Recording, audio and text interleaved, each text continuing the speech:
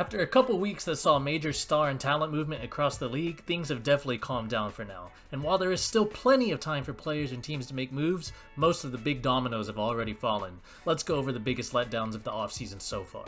First up, I gotta start with the Los Angeles Clippers losing Paul George. Just 5 years after the Clippers sent shockwaves through the league by pairing up Kawhi Leonard and Paul George, the star duo's era is literally already over. For years, Steve Ballmer and the Clippers front office spent wildly every year under the old CBA. But with the new restrictions under the new CBA, the Clippers couldn't offer PG what he was looking for. Could the penalties of spending past the second apron scare the front office away? Who knows? But despite the Clippers adding Derrick Jones Jr., Nick Batum, Kevin Porter Jr., and Mo Bamba, this team is looking to be in huge trouble next season. When Kawhi and Harden shared the court without PG, the Clippers actually sat at a minus 2.2 points per 100 possessions. And remember, this team completely fell apart after the All-Star break, compiling a terrible 15-14 record to close out the season. Not to mention, Harden is another year into his decline, and Kawhi just ended another season on the injury shelf. Will this crew even be able to survive the regular season when Kawhi has to undoubtedly load manage for periods of time? I'd put my money on no, and as the West continues to be better, this could be a play-in team by the end of next season. Now the next big letdown, how about the other LA team, the Los Angeles Lakers? Ever since LeBron joined Hollywood, the Lakers seem to be linked to splashy offseason acquisitions every single year. And sure, they landed Anthony Davis and got a ring, but what else has happened since then? The Lakers took part in a Westbrook trade that went horribly wrong for them, and have consistently whiffed on every other trade or free agency rumor. Even going into this offseason, there was talks about the Lakers getting ready for some big moves, and rumors the Lakers were prepared to trade all three of their available first-rounders. It was even announced LeBron was willing to take a pay cut to make room for other superstars to come play for the Lakers. And then what happened? Nothing. Literally nothing. The only two new additions the Lakers have gotten this year have come from the draft, with Dalton Knecht and Bronny James joining the squad. Dalton Knecht is an experienced college player that could provide some meaningful bench minutes later in the season, but Bronny can't even stand out in the summer league.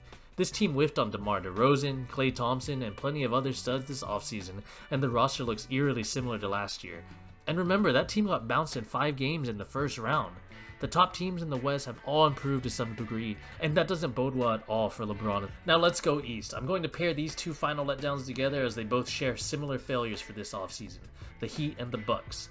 The top tier in the East only got further away as the Sixers and Knicks just loaded up to catch up with Boston. But the Heat and the Bucks? Two teams that have represented the East in the finals in recent years? Let's start with the Heat. Jimmy Butler and the Heat have made 2 trips to the finals in the past 5 years. Yes, you could argue that both of those finals runs by the Heat were a little unexpected, but you would think that a little more urgency would be made to continue to improve a roster that was continuously making deep playoff runs.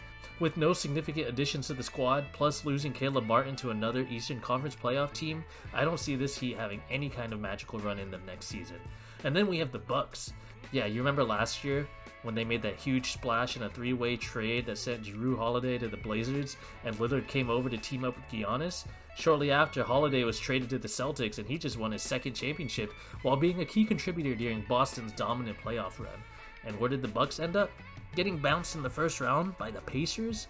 Yes, Giannis and others were dealing with injuries, I get that, but just like the Heat, the Bucks basically sat back this offseason. No notable additions, and they lost a key member too, as they watched Malik Beasley head over to the Pistons. The Bucks are getting older, and injuries have been popping up non-stop for them. Remember, Lillard is about to turn 34, Brook Lopez is 36, and Chris Middleton is right around the corner from turning 33. That is not an ideal age range to have around Giannis, who is smack in the middle of his prime. Having one of the most dominant players in the league will always give you a chance to steal a series or two, but with an aging roster that is also lacking depth, it's hard to group the Bucks up with the top tier teams of the East. And there you have it, guys. That's going to be my biggest losers of the offseason so far. Drop a comment and let me know what you guys think. Do you agree with the losers on this list? Hit that like button and the subscribe button if you liked what you saw, and I'll catch you guys next time.